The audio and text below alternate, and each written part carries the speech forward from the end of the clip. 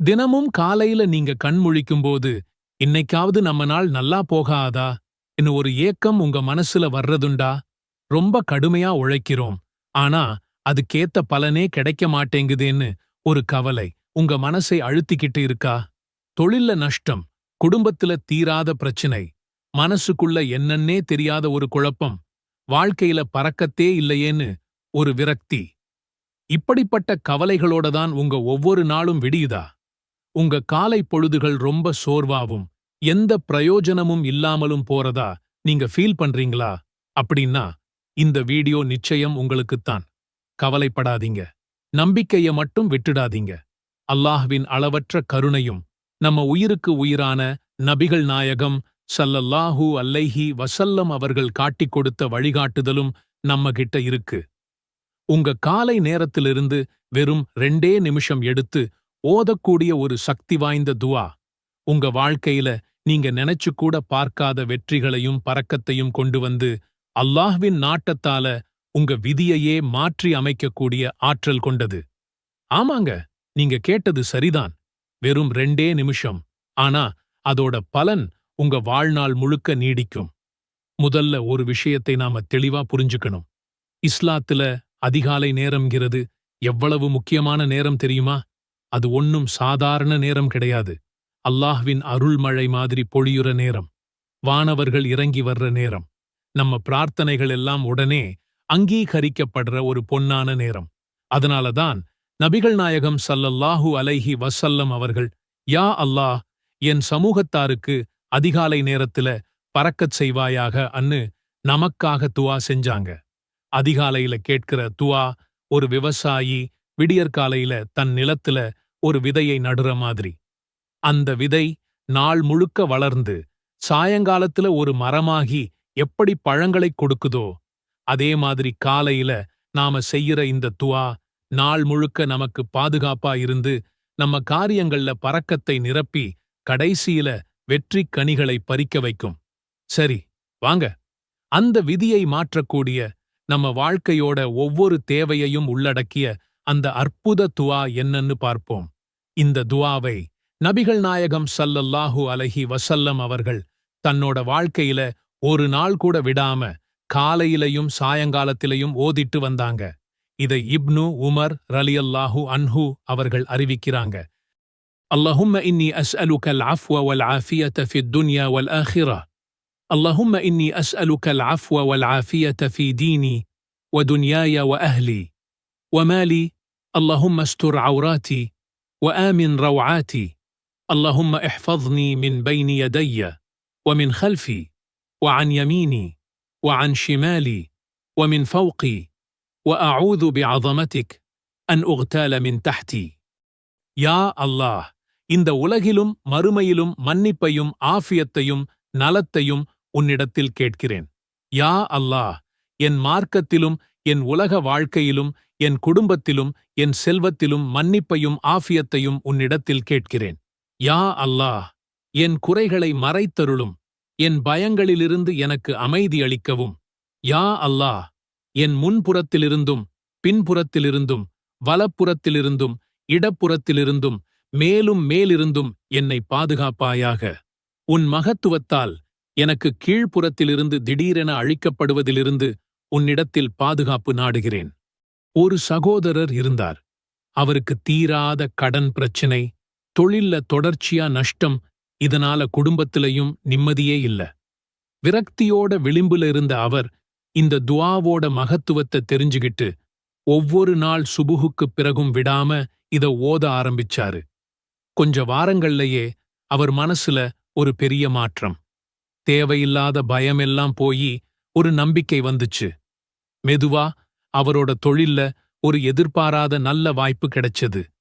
கடன் சுமை குறைய ஆரம்பிச்சது. வீட்டில் இருந்த ஒரு இறுக்கமான சூழல் மாறி நிம்மதி திரும்பி வந்தது. இது ஏதோ மந்திரமோ மாயாஜாலமோ இல்ல. இது துஆ மேல அவர் வெச்ச நம்பிக்கைக்கு அல்லாஹ் கொடுத்த பரிசு. அதனால என் அன்பான சகோதர சகோதரிகளே, இந்த அற்புத துஆவை உங்க வாழ்க்கையோட ஒரு பிரிக்க முடியாத அங்கமா இன்னைக்கே மாத்திக்கோங்க. இன்ஷா அல்லாஹ், நாளைய ஃபஜ்ரிலிருந்தே இத ஓத ஆரம்பிங்க. உங்க காலை நேரத்தோட இந்த 2 நிமிஷம் உங்க முழு நாளையும், உங்க எதிர்காலத்தையும், உங்க வாழ்க்கையையும் பரக்கத் நிறைஞ்சதா மாத்தும். நீங்க எவ்வளவு கஷ்டப்பட்டு முயற்சி செஞ்சும் பண கஷ்டம் தீரலையா? கடன் மேல கடன் வாங்கி மன நிம்மதி இல்லாம தவிக்கிறீங்களா? நம்ம தேவைக்கு அடுத்தவங்க முன்னாடி போய் கையேந்த வேண்டிய நிலைமை வந்துருச்சேன்னு வேதனைப்படுறீங்களா? கவலைப்படாதீங்க. அல்லாஹ்வின் கருணை ரொம்ப பெரியது. அந்த கருணையோட ஒரு வடிவம்தான் நம்ம நபி ஸல்லல்லாஹு அலைஹி வஸல்லம் அவங்க நமக்கு சொல்லிக் கொடுத்த துஆக்கள். மலை மாதிரி கடன் இருந்தாலும் சரி, தீராத வறுமை இருந்தாலும் சரி, அத்தனையும் நீக்கி அல்லாஹ்வின் பரக்கத்தையும் வளத்தையும் கொண்டு வர்ற ஒரு சக்தி வாய்ந்த துஆவைத்தான் இன்னைக்கு நாம பார்க்கப் போறோம். இது வெறும் வார்த்தைங்க இல்ல, இது நபி ஸல்லல்லாஹு அலைஹி வஸல்லம் அவங்க காட்டுன வழி. இன்ஷா அல்லாஹ் இந்த துஆ உங்க வாழ்க்கையில ஒரு பெரிய மாற்றத்தை கொண்டு வரும். நாம எல்லாருமே நம்ம வாழ்க்கையில ஒரு முறையாவது ஒரு பெரிய கஷ்டத்தை சந்திச்சிருப்போம். அதுதான் பணக்கஷ்டம்.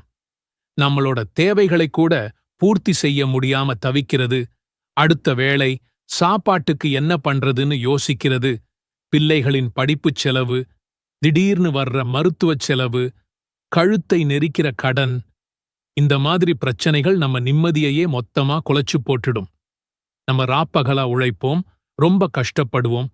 ஆனா சில நேரங்கள்ல அந்த பண நெருக்கடியிலிருந்து வெளிய வரவே முடியாத மாதிரி ஒரு உணர்வு வரும்.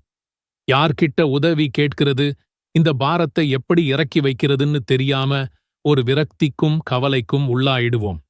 இப்படிப்பட்ட நிலைமையில் இருக்கிற ஒவ்வொருத்தருக்கும் ஒரு ஆறுதலான செய்தியை சொல்லத்தான் இந்த வீடியோ. நல்லா புரிஞ்சுக்கோங்க, இந்த உலகமே ஒரு பிரீட்ச கூடம்தான். இங்க செல்வமும் ஒரு சோதனை, வறுமையும் ஒரு சோதனை. செல்வம் வரும்போது நாம எப்படி நடந்துக்கிறோம், கஷ்டம் வரும்போது எவ்வளவு பொறுமையா இருக்கோம்னு அல்லாஹ் சோதிச்சு பார்க்கிறான். ஆனா ஒன்னு மட்டும் நிச்சயம், அல்லாஹ் எந்த சோதனையையும் தாங்க முடியாத அளவுக்கு கொடுக்க மாட்டான். அதுல இருந்து வெளியே வர்றதுக்கான வழியையும் அவனே காட்டுவான். அந்த துஆவுக்குள்ள போறதுக்கு முன்னாடி பணத்தையும் வறுமையையும் பத்தி இஸ்லாம் என்ன சொல்லுதுன்னு நாம சுருக்கமா புரிஞ்சுக்கணும். ஏன்னா சில சமயம் நமக்கு மட்டும் ஏன் இவ்வளவு கஷ்டம் வருது, மத்தவங்க எல்லாம் நல்லா இருக்காங்களே, நாம மட்டும் ஏன் இப்படி இருக்கோம்னு ஷைத்தான் நம்ம மனசுல தேவையில்லாத எண்ணங்களை விதைப்பான். குர்ஆன்ல அல்லாஹ் ரொம்ப தெளிவா சொல்றான், செல்வத்தையும் வறுமையையும் கொடுக்கிறவன் அவன் ஒருத்தன்தான். அவன் நாடியவங்களுக்கு அள்ளிக் கொடுக்கிறான், நாடியவங்களுக்கு குறைச்சும் கொடுக்கிறான். அது அவனோட நாட்டத்தை பொறுத்தது. அதனால ஒருத்தர்கிட்ட நிறைய பணம் இருக்கிறது அவங்க ரொம்ப நல்லவங்கன்னு அர்த்தம் இல்ல. அதே மாதிரி வறுமையில இருக்கிறது அவங்க மேல அல்லாஹ்வுக்கு கோபம்னு அர்த்தம் கிடையாது. நபிமார்கள் கூட வறுமையினால சோதிக்கப்பட்டிருக்கிறாங்க. நாம முக்கியமா உணர வேண்டிய விஷயம் என்னன்னா, இது ரெண்டுமே சோதனைகள்தான். பணம் வரும்போது நன்றி சொல்லி தர்மம் செஞ்சு தப்பான வழியில செலவு பண்ணாம இருக்கோமான்னு பார்க்கிறது ஒரு சோதனை. வறுமையோட கொடுமையிலிருந்தும் இறை நிராகரிப்பிலிருந்தும் அல்லாஹ் கிட்ட பாதுகாப்பு தேடி இருக்கிறாங்க. ஏன்னா கடுமையான வறுமை சில நேரம் மனுஷனை தப்பான பாதைக்கு கொண்டு போயிடும். அதனால வறுமையிலிருந்து பாதுகாப்பு தேடுறதும் நமக்கு போதுமான செல்வத்தை கேட்கிறதும் தப்பே இல்லை. இந்த புரிதலோட நாம துஆ செஞ்சா அதோட முழு பலனும் நமக்கு கிடைக்கும். இப்போ நாம் அந்த முக்கியமான பகுதிக்கு வந்திருக்கோம். பணக்கஷ்டம், கடன், வறுமை எல்லாத்துல இருந்தும் விடுதலை கொடுத்து நிம்மதியான ஒரு வாழ்க்கையை வாழ நபி ஸல்லல்லாஹு அலைஹி வஸல்லம் அவங்க கத்துக் கொடுத்த அந்த அற்புத துஆ. இந்த துஆ ரொம்ப ஆதாரபூர்வமான ஹதீஸ் புத்தகமான ஸஹீஹ் முஸ்லிம்ல 2721வது ஹதீஸா பதிவு செய்யப்பட்டிருக்கு. அல்லாஹும்ம இன்னி அஸ்அலுகல் ஹுதா வத்துகா வல் அஃபாஃப வல் கினா. யா அல்லாஹ், நான் உன்னிடம் நேர்வழி, இறையச்சம், கண்ணியம் மற்றும் தன்னிறைவு செல்வம் ஆகியவற்றைக் கேட்கிறேன். இந்த துஆவுல 4 விஷயங்கள் கேட்கப்படுது. அதுவும் சும்மா ஏனோதானோன்னு இல்ல, ஒரு அழகான வரிசையில கேட்கப்படுது. வெறும் பணத்தை மட்டும் கேட்காம நபி ஸல்லல்லாஹு அலைஹி வஸல்லம் அவங்க எதை முதல்ல கேட்டாங்கன்னு பாருங்க. நாம் அல்லாஹ் கிட்ட முதல்ல கேட்கிறது பணத்தையோ காசையோ இல்ல, நேர்வழியை. ஏன்? ஏன்னா ஒருத்தனுக்கு சரியான நேர்வழி மட்டும் கிடைச்சிட்டா அவனோட மத்த எல்லா விஷயமும் சரியாயிடும். அவனுக்கு கிடைக்கிற பணம் நல்ல வழியில செலவாகும். வர்ற சோதனைகளை அவன் பொறுமையா சமாளிப்பான்.